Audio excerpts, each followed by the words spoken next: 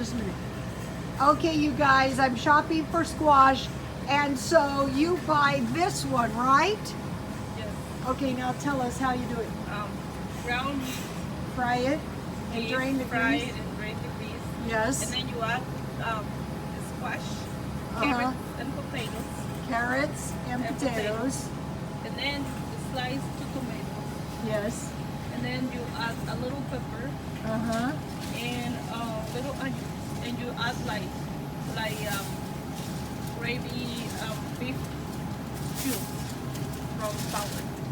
You know, little cubes. Oh The yeah, normal cubes. ones. Yeah. One? Yeah, one. And you, how much water? Like 2 cups. Yeah? Like So it's like a stew. like 1 cup or 2 cups. Yeah, it tastes like soup. I'm gonna make this. Is that it? Yeah, and then you let it boil it until almost the water is gone. You know, Oh, maybe 1 cup. 1 or cup. better, yes. Mainly it's just to kind of steam the vegetables up. Yeah. Wow, you guys, we just got a new recipe. Okay, I can't thank you enough.